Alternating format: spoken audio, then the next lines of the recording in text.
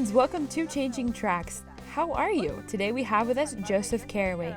How are you? Welcome to Changing Tracks. Thank you for being with us today. Thank you for having me. It's great to be here. Thank you very much.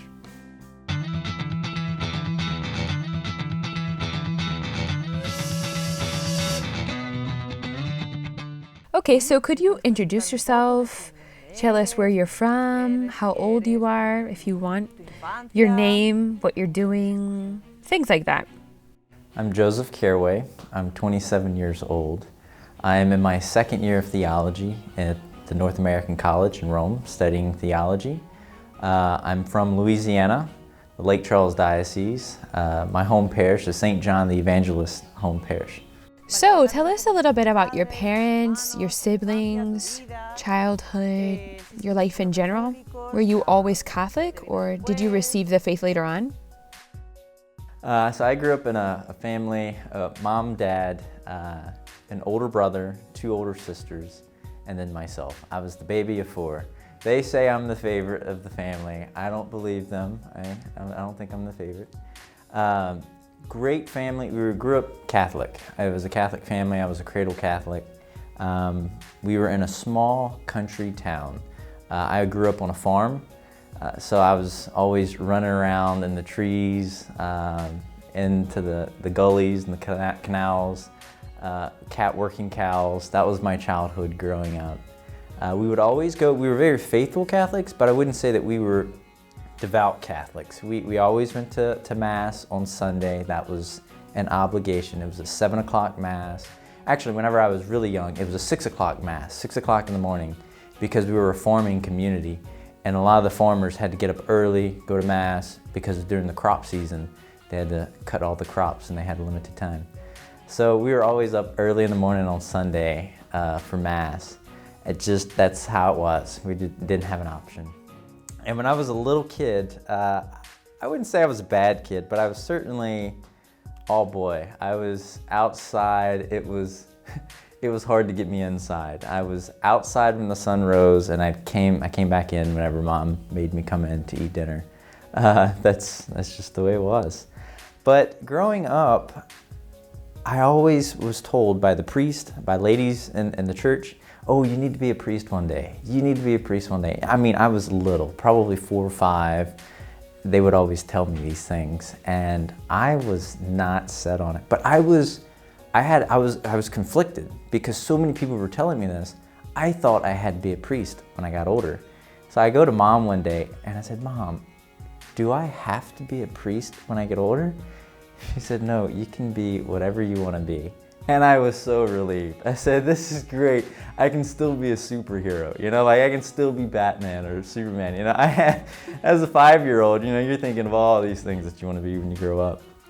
Which is funny because there's a priest who's now my vocation director. He was at my parish, my home parish, and I was a little kid. He said I was leaning up against the wall. I had my foot propped up against the wall. I was Mr. Cool, he said. And he walks up to me and says, hey, do you want to be a priest one day? And I looked him square in the eyes. I said, nope, I'm going to be a firefighter. And I was convinced I was going to be a firefighter. That was probably what I wanted to be for that week. So that's a little bit of my childhood. There's already a little conflict going on about this priesthood, even at a very early age. Okay, so your teenage years, was that like a rough time for you? And your high school time, what was that like? Yeah, the teenage years, it was still there because you had the old ladies in the parish that were retired, but they were always on me about becoming a priest. But, at that age, I was interested in girls, I was dating at the time. I wanted nothing to do with the priesthood. I wanted to get as far away as I could. I was dating a girl, I was happy, it was great, things were going wonderful. I was also really involved with sports. I loved athletics, very involved with sports, particularly track and field. I was a pole vaulter in high school, and that actually was a door for me to college. I was given a scholarship to go to LSU to compete on the track team for Division I track and field, Louisiana State University, which that's another part of the story that comes a little bit later. But the teenage years was focused on athletics, And I was interested in girls at that time. But priesthood, the ladies in the church were telling me about it, but I wanted nothing to do with it. That was the last thing I wanted. And I was almost angry. I would get angry when these ladies would come up and tell me that I needed to become a priest, particularly after my confirmation. I just got confirmed. I'm standing out in front of the church, and this lady comes up to me and she says, "I think you're called to be a priest." There was steam coming out of my ears, but I held it together. I said, "Thank you. I don't think I'm called though." And I just left it, but I was not happy.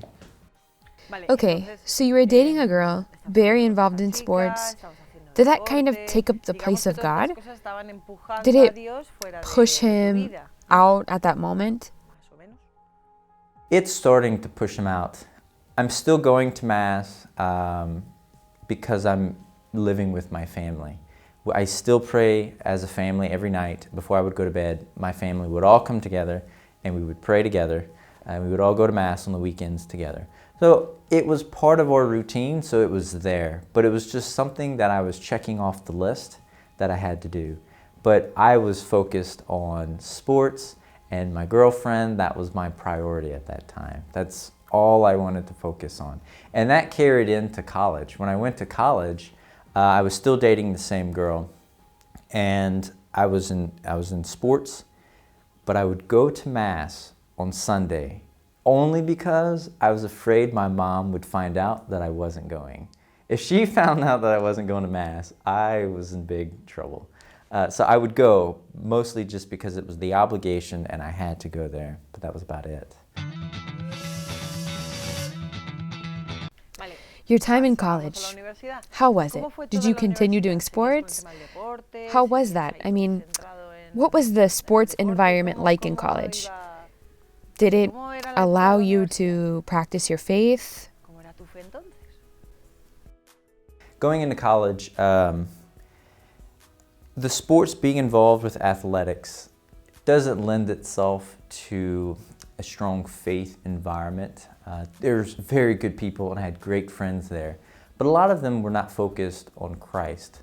But my freshman year in college, I stumbled into the church one day and the Blessed Sacrament was there. And I just sat and prayed because I was really confused about what degree I wanted to pick. I was a freshman, but I didn't have to actually decide my degree yet. And I told the Lord, I was like, "What do you want me to do?" And I just felt this tug. He was telling me something and he said, "I have something really special I want you to do." And I said, "What is it? Just tell me what it is." And I heard a little whisper of, "Well, what about the priesthood? Think about it." And I said, no. That's not coming from you. I said, "You want me to become a doctor or an engineer? A doctor would be great. I can help people, I can heal people, that'd be wonderful." So I convinced myself that God wanted me to become a doctor. But I knew that there was this pull my freshman year whenever I really prayed to Him.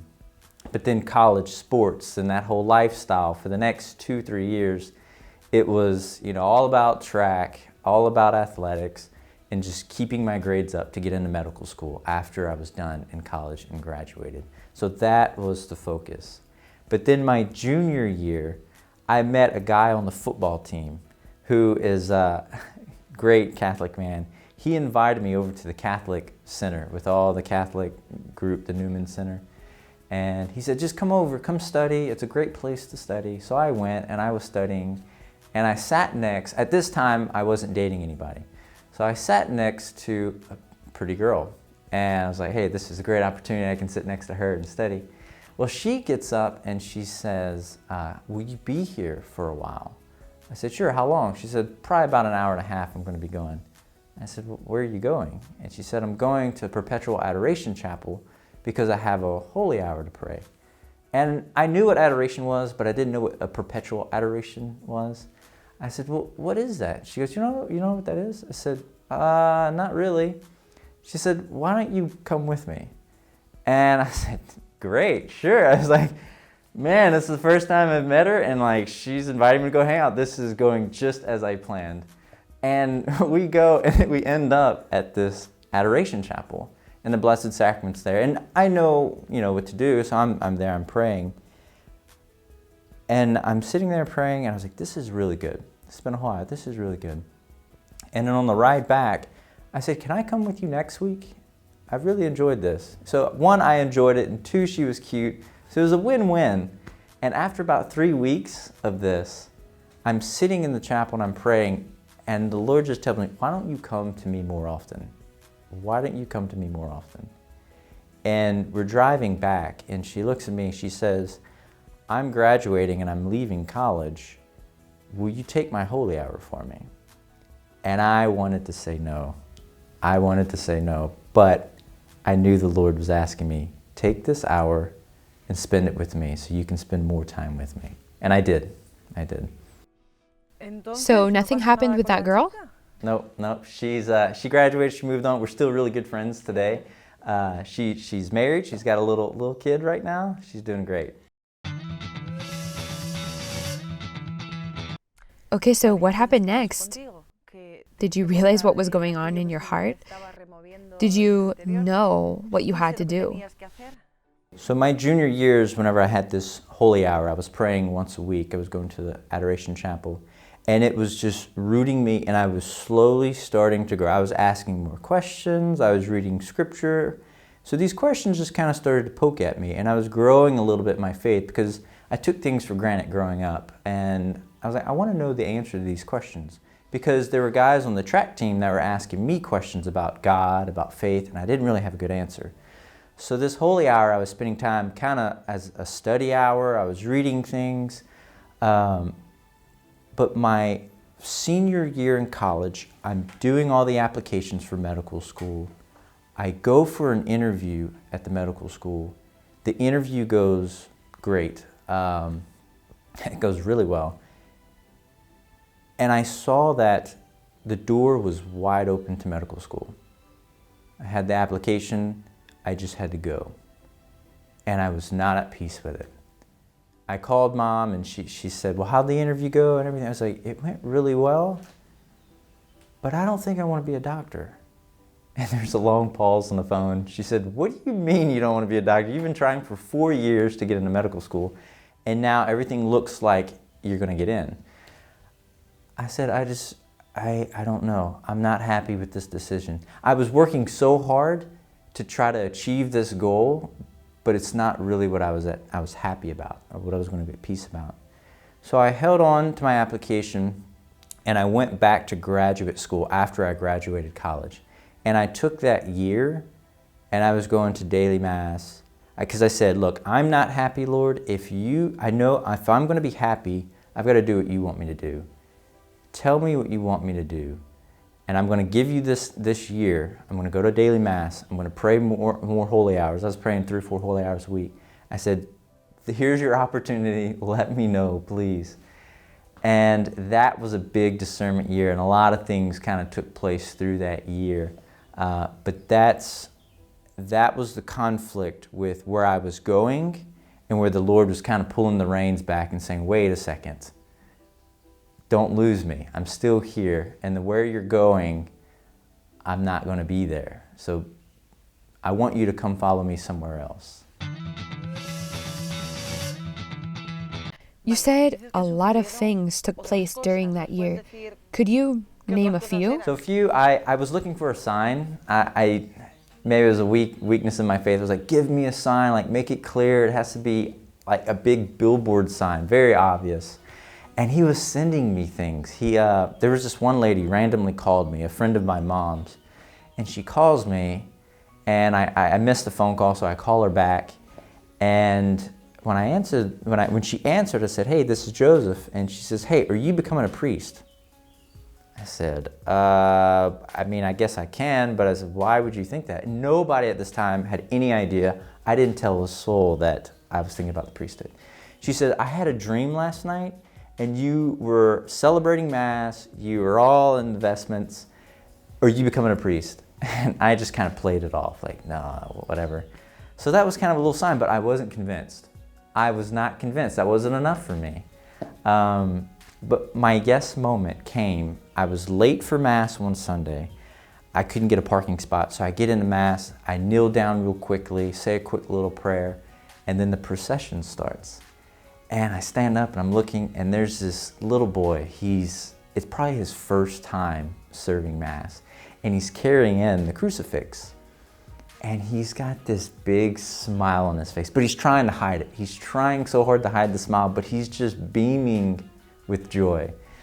And I'm looking at the kid, and I said, he's got something different.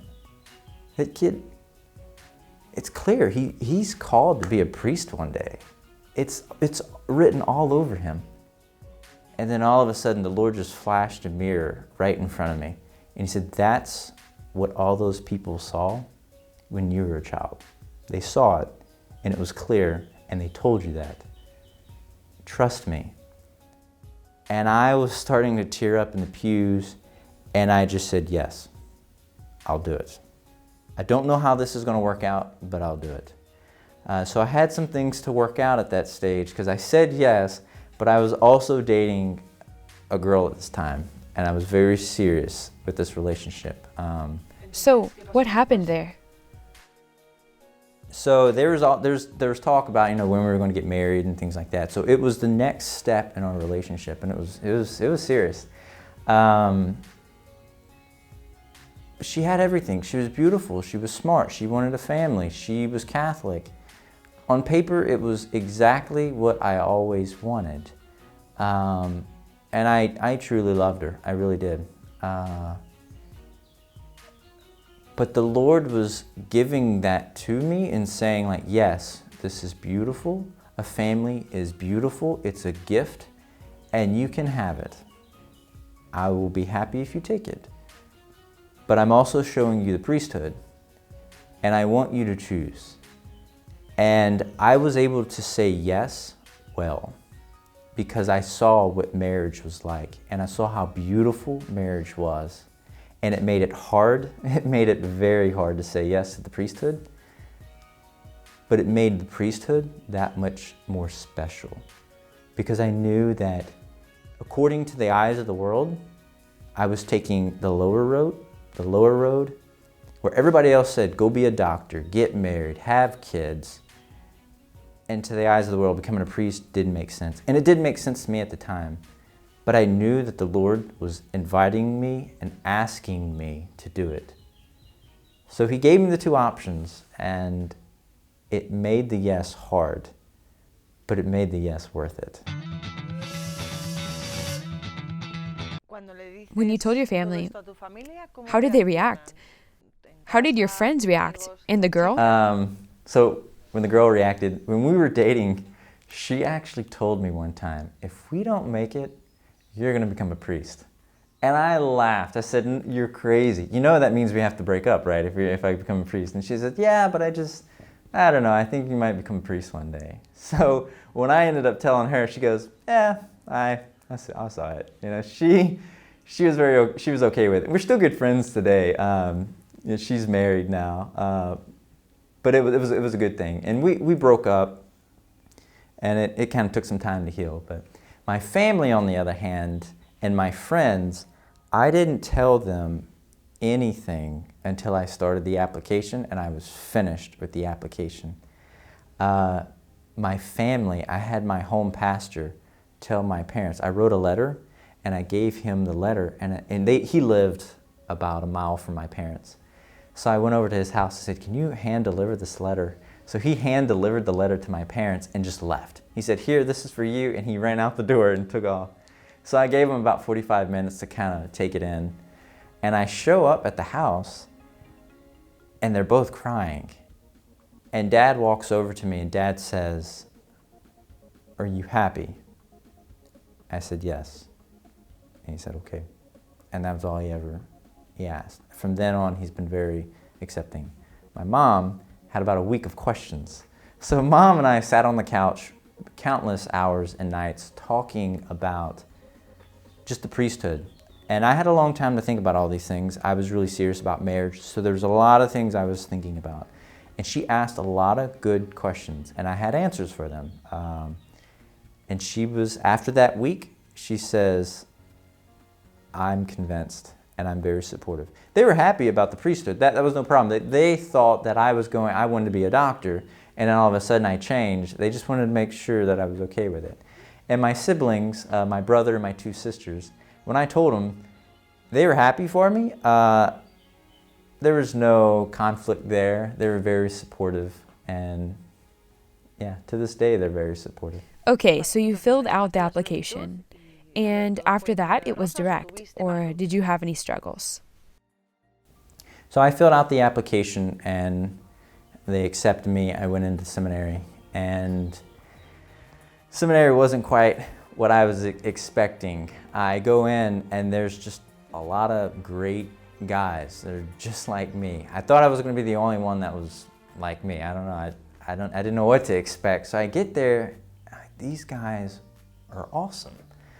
I was around track athletes and college athletes. Many of them were great people, but with a focus on Christ and God, that was different. Where I was kind of doing that on my own when I was in college a lot of times.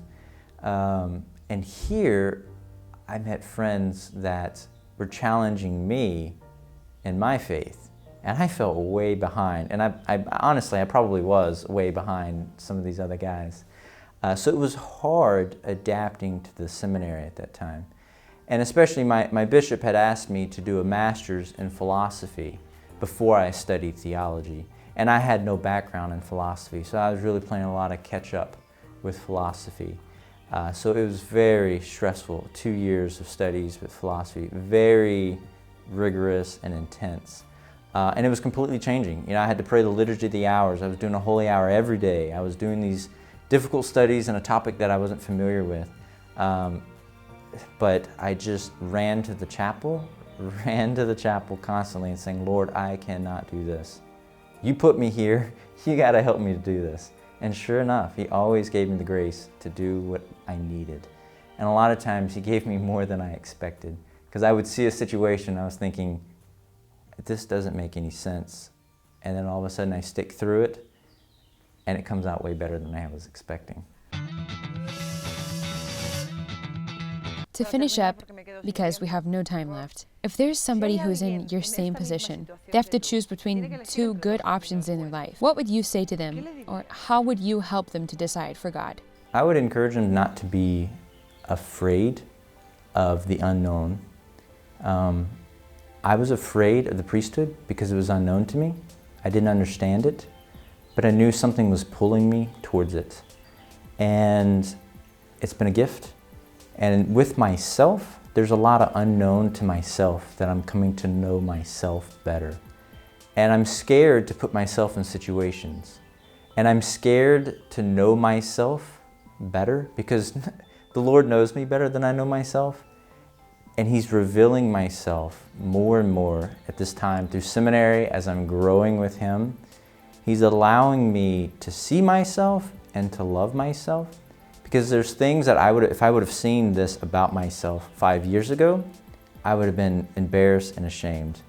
Where now I see this particular gift or trait, and I'm like, that is beautiful. That's a gift. That's not a weakness. That's a gift.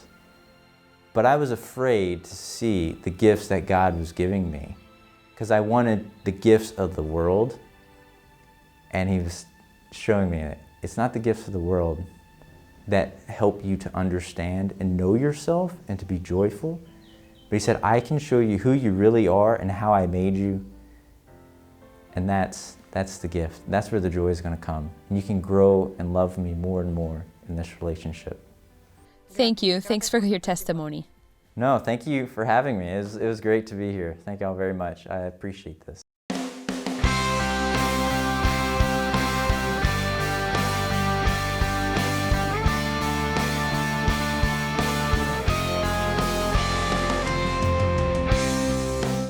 Being a child of God is a gift. Sometimes we just don't trust the Lord enough, and that's why we get lost, or why we don't understand His callings, and we end up going off on another path. That's not necessarily bad, but it's not what God wants for us. We have to trust. Keep praying and trust our Lord. Thanks for being there.